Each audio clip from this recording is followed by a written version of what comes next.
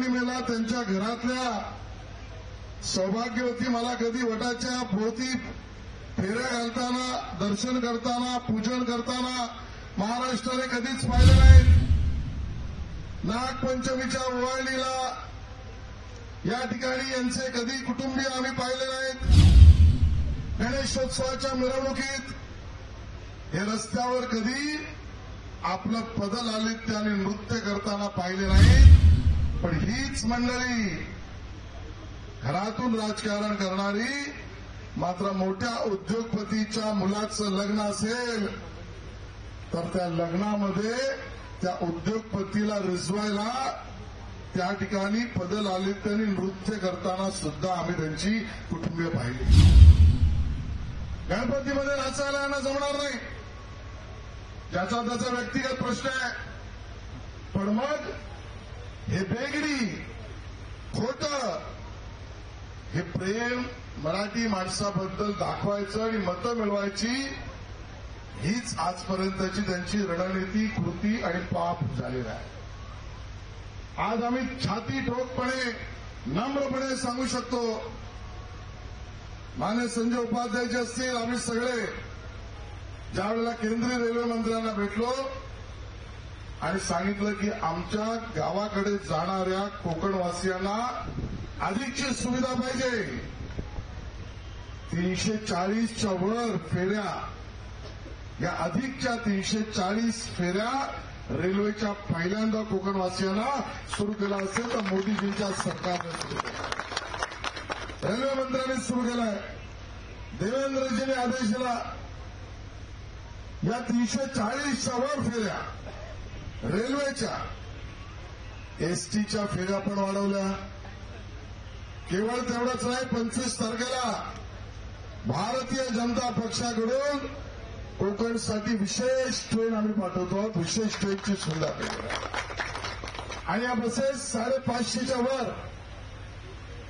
आणि स्थानिक ठिकाणचे नेतृत्व करते तर वेगळंच आहे.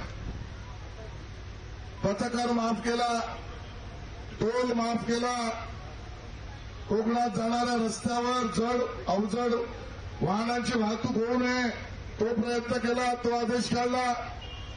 अहो एवढंच काय, हे घरात बसून राजकारण करणाऱ्यांना आमचा सवाल आहे. न्यायालयात ज्यावेळेला लोक लढत होती आणि गणेशोत्सवाच्या मंडपाला परवानगीच मिळू नये, दूरध्वनी सोडा, ध्वनिक्षेपक याच्या परवानगी मिळू नये, त्या लढाईला तुम्ही कुठे बसला होतात, कोणाबरोबर बसला होता ते सांगू शकाल का? हा खडा सवाल त्यांना आमचा आहे. त्यावेळेला न्यायालयामध्ये 2016-17 मध्ये या सगळ्या परवानग्या मिळाल्याच पाहिजेत, कारण आमची प्रथा, परंपरा, सण, उत्सव हा महाराष्ट्रातला, मातीतला, जगभरात गेलेला गणेशोत्सव आहे. यासाठी प्रतिज्ञापत्र काय ते तर दिलंच, पण स्वतःवर ताशेरे व्यक्तिगत ओढल्यानंतर सुद्धा या गणेशोत्सवाच्या बाजूने कोणी उभं राहिलं असेल तर माननीय मुख्यमंत्री देवेंद्र फडणवीस राहिले, आम्ही न्यायालयाची लढाई लढली. ही मंडळी त्यावेळेला घरात बसली होती. मग प्रयत्न झाला, पर्यावरण पूरक तर आम्ही आहोतच, पर्यावरणाचे रक्षक प्रत्येक हिंदू सण आहे, मराठी सण आहे. आणि मग पीओपीच्या नावाने बागुलबुवा करून त्यावर कोर्टातून, न्यायालयातून बंदी आणण्याचे प्रयत्न केले, बंदी घातलीच. कुठे होती घरातून बसणारं राजकारण करणारी, मराठी माणसाच्या नावाने केवळ राजकीय पोळी भाजणारी ही मंडळी कुठे नव्हती? त्या पीओपीच्या लढाईमध्ये लढलो आम्ही. प्रदर्शनावर बंदी होती, विक्रीवर बंदी होती, भडवण्यावर बंदी होती, कारखानदार देशोधडीस लागले, शेकडो कोटीची अर्थव्यवस्था ठप्प होणार, आमचा सण ठप्प होईल. अहो बंधुराज, तुम्ही घरी थांबला होता, न्यायालयात आणि सरकार दरबारी लढला तो भारतीय जनता पक्षाचा कार्यकर्ता लढला, सगळ्या बंड्या उठवल्या, मग विसर्जनावर कोलेकवही सुरू केली. खरं तर उद्धवजींच्या काळात गणेशोत्सव बंदच व्हावा याच ठिकाणची पावलं उचलली गेली. मनाला अजूनही वेदना आहेत. करोनाच्या काळात गर्दी जमू नये मान्य, लोकांना प्रचार करोनाचा प्रसार होऊ नये हे मान्य, पण अन्य मंडळांनी गणेशोत्सव मर्यादेमध्ये राहून केला तसा लालबागचा राजा पण 100 वर्षाची परंपरा असलेला होऊ शकला असता. उद्धवजींच्या सरकारने लालबागच्या राजाला सुद्धा 1 वर्ष बंदी केली. नका करून म्हणून सांगितलं. ही मंडळी ही आहे.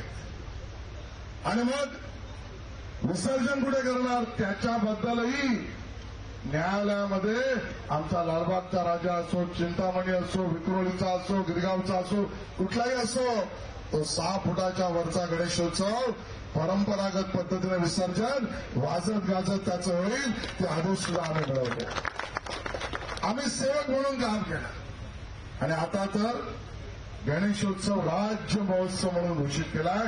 राज्य महोत्सव म्हणून घोषित केलाय. कोटी रुपयाची पारितोषिक पहिल्यांदा आपण घोषित केली आहे. भजनी आणि आरती म्हणणाऱ्या मंडळांना मी आपल्या माध्यमातून सुद्धा निवेदन करतोय. आजपासून अर्ज भरायची सुविधा सुरू झाली आहे. 25,000 रुपयापर्यंतचं अनुदान साहित्य 1,800 मंडळांना प्रदेशभर आपण देतो आहोत. आणि आपली संस्कृती परंपरा टिकली पाहिजे हा प्रयत्न करतो आहोत. मग या सगळ्यामध्ये ही मंडळी कुठे होती? एक दादरला, एक बांद्राला घरात बसून होती. ही ना रस्त्यावर दिसली, ना भूमिकेत दिसली. आणि केवळ राजकारण कोण करताय हेही जनता पाहते. आणि मुंबईकर, मराठी, कोकणी, महाराष्ट्रातल्या माणसाबरोबर ही सगळी मंडळी उभी आहेत ही जनता पाहते. मी विशेषतः महाराष्ट्र राज्य मार्ग परिवहन मंडळाचे आणि त्यांच्या कर्मचाऱ्यांचे धन्यवाद देईन. किती कर्मचारी तर तिथे 450 कर्मचारी हे स्वतः या ठिकाणी आहेत. आपली ड्युटी करतायत, पण त्याबरोबर आपली प्रथा परंपरा टिकण्यासाठी उभे आहेत. एक गणसैनिक म्हणून उभे आहेत. आणि म्हणून त्यांचंही मी मनापासून या ठिकाणी अभिनंदन करतो. सर्व गणेश भक्तांना विनंती करतो, उत्साहामध्ये, आनंदामध्ये अन्य कोणाला त्रास नव्हता आपला सण साजरा करा. आपल्या सणामध्ये सहभागिता वाढवा. राज्य सरकारने जे महोत्सव घोषित केलाय ते प्लॅटफॉर्म असेल, रील्स असेल, स्पर्धा असेल, यामध्ये सहभागी व्हा. आणि पुन्हा एकदा गणरायाकडे वंदन करून मागूया की आपला महाराष्ट्र याच गतीने, काहीपेक्षा जास्त गतीने, प्रगतीने विकास करू दे. आणि बरोबर नरेंद्र मोदीजींच्या नेतृत्वात आणि आपल्या भारतीय सैन्याने जो ऑपरेशन सिंदूरमध्ये विजय मिळवला त्या सर्व सैनिकांना सुद्धा उदंड आयुष्य लाभू दे. या पद्धतीचे आशीर्वाद आपण मागूया. खूप खूप धन्यवाद. जय हिंद, जय महाराष्ट्र.